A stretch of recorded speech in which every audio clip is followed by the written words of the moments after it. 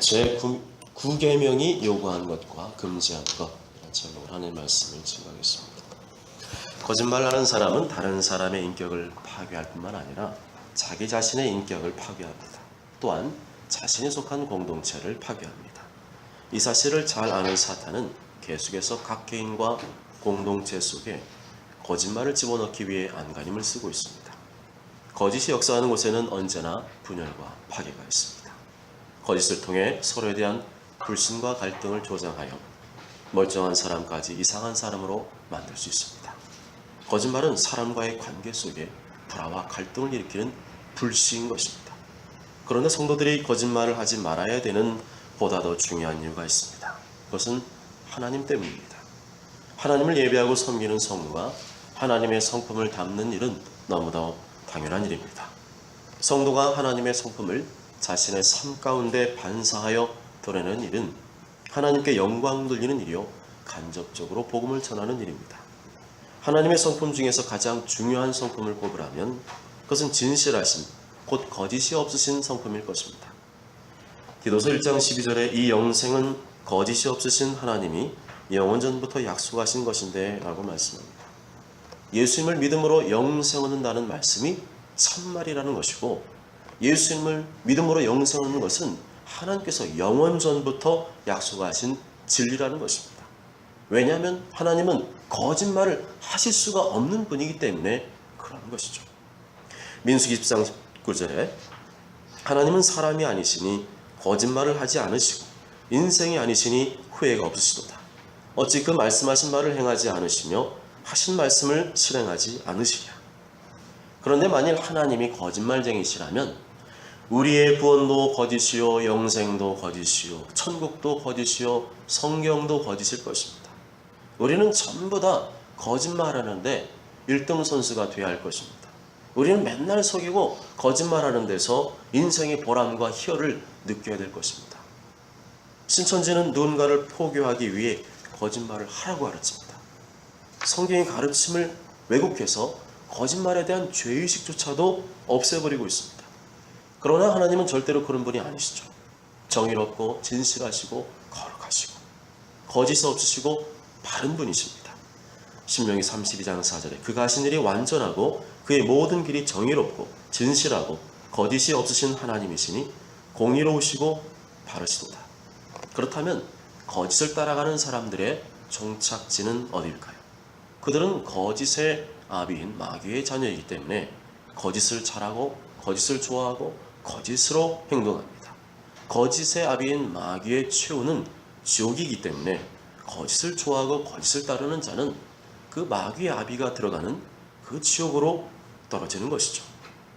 요한복음 8장 44절에 너희는 너희 아비 마귀에게서 났으니 너희 아비의 욕심대로 너희도 행하고자 하느니라. 그는 처음부터 살인한 자요 진리가 그 속에 없으므로 진리에 서지 못하고 거짓을 말할 때마다 제 것으로 말하나니 이는 그가 거짓말쟁이요 거짓의 아비가 되었습니다. 그러므로 빛의 자녀인 성도는 거짓을 버리고 하나님의 거룩하신 성품을 따라서 진실한 자가 되어야 합니다. 자신의 성품을 통하여 하나님의 진실하시고 거룩하신 성품을 사람들에게 입증해 보여야 합니다. 또한 진리의 말씀을 추구하는 사람들은 세상의 가르침과 풍조에 동요되거나 휩쓸려서는 안 됩니다.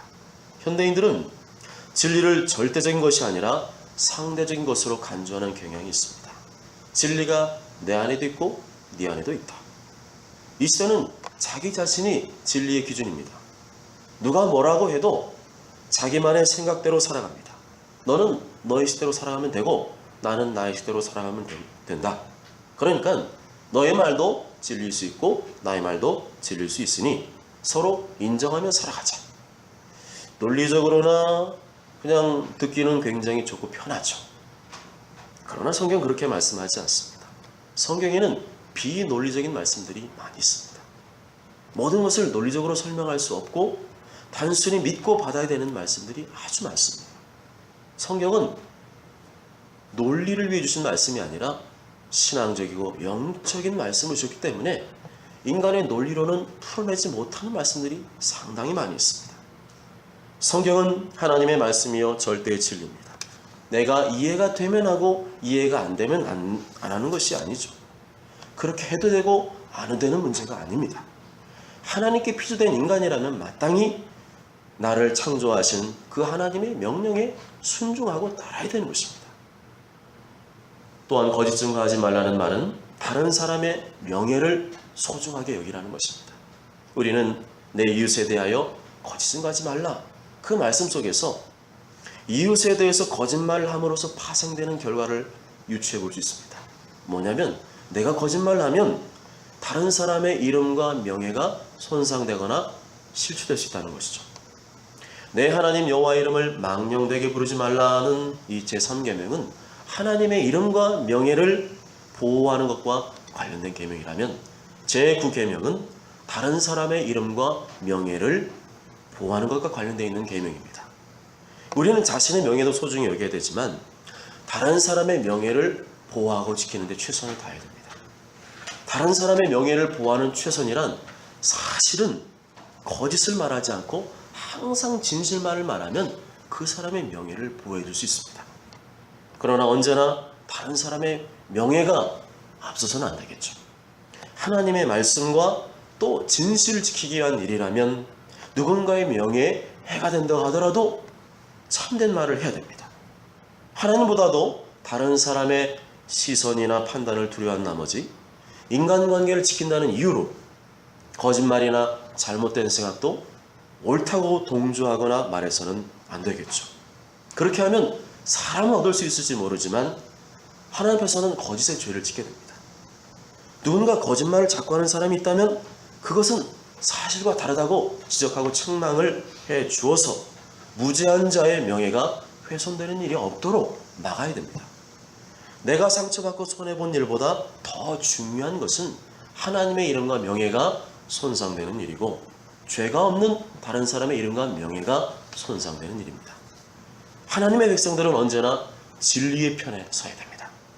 잘못된 말을 하거나 거짓된 말을 퍼뜨리는 사람은 반드시 그 잘못과 죄를 지적해주고 악한 누룩이 공동체 안에 퍼져나가지 못하도록 차단해야 합니다. 갈라디아 5장 7절에서 9절에 너희가 다름질을 잘하더니 누가 너희를 막아 진리를 순종하지 못하게 하더냐. 그 권면은 너희를 부르신 이에게서 난 것이 아니니라. 적은 누룩이 온 동에 퍼지느니라. 하나님께서 싫어하신 줄 알면서도, 하나님께서 미워한 줄 알면서도 다른 사람과의 관계 때문에 내가 받을 피해를 최소화하기 위해서 혹은 내가 추구하는 뜻을 관철하기 위해서 거짓을 묵인하거나 동조하는 일은 함께 죄를 짓는 일입니다. 시편 1편 1절에서 2절 보면 복 있는 사람은 악인들의 꾀를 따르지 아니하며 죄인들의 길에 서지 아니하며 오만한 자들의 자리에 앉지 아니하고 오직 여호와의 율법을 즐거워하여 그의 율법을 주야로 묵상하는도다 말씀합니다. 복 있는 사람은 악인들의 꾀를 따르지 않습니다. 죄인들의 길에 서지 않습니다. 오만한 자들의 자리에 함께 앉지 않습니다.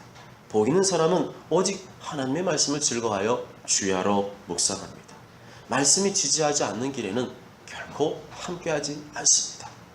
사랑 여러분, 하나님은 완전하십니다.